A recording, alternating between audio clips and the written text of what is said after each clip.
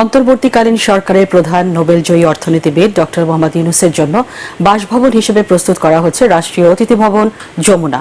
সেখানে আছেন সহকর্মী মোস্তাফিজুর রহমান। বিস্তারিত জানতে কথা বলছি তার সাথে।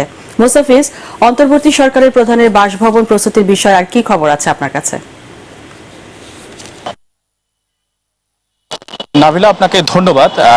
যেহেতু আপনি বলেছেন, আমি একটু যোগ করতে চাই। অন্তর্বর্তীকালীন সরকারের প্রধান যিনি থাকবেন, অর্থনীতিবিদ নোবেলজয়ী ইউনূসের জন্য কিন্তু ঠিক আমার যে পেছনে বাড়িটি দেখছেন রাষ্ট্রীয় অতিথি ভবন, এটি কিন্তু নির্ধারিত করা হয়েছে। আমরা সকাল থেকেও দেখানোর চেষ্টা করেছি এবং আমরা দেখেছি পুরো বাড়িটিকে ঘিরে কিন্তু এক ধরনের খুব বেশি যারা কর্মচারীরা আছেন তাদের দম ফেলানোর ফুরসত নেই এবং তারা কিন্তু যেন কোনো ধরনের সাজ এবং যে সীমানা প্রাচীরগুলো আছে সেগুলোর জন্য তারা রং কারুসাজ করার সেই কাজগুলো করেছেন।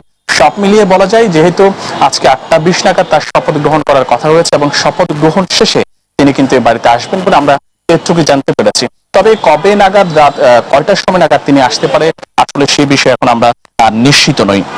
আর এই বাড়িটির সম্পর্কে যদি একটু বলতে চাই, সেটি হচ্ছে বাড়িটিকে ঘিরে কিন্তু যেহেতু উনি উপদেষ্টা প্রধান হিসেবে থাকবেন, সব ধরনের আইন শৃঙ্খলা বাহিনীর কিন্তু নিরাপত্তা জোরদার করা হয়েছে। বিশেষ করে আমরা দেখেছি সেনাবাহিনীর যেসব সদস্য আছেন তারা কিন্তু বাড়িটিকে ঘিরে কিন্তু নিরাপত্তা ব্যবস্থা জোরদার করেছেন।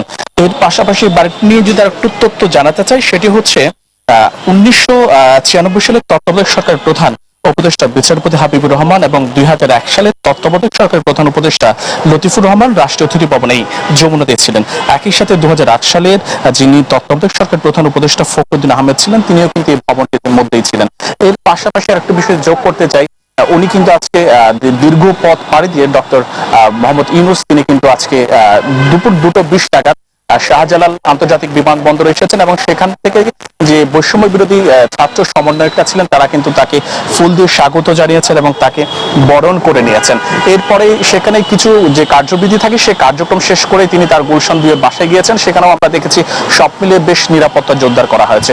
এরপরেই তিনি আজকে রাত 8টা 20 নাগাদ বঙ্গভবনে যাবেন এবং তার শপথ গ্রহণের কথা রয়েছে এবং শপথ গ্রহণ শেষে তিনি এই রাষ্ট্রীয় অতিথি ভবন পদ্মায় আসবেন এবং সব মিলিয়ে বলা যায় পদ্মা কিন্তু তার জন্য অনেকটা অপেক্ষমান। নাবিলা।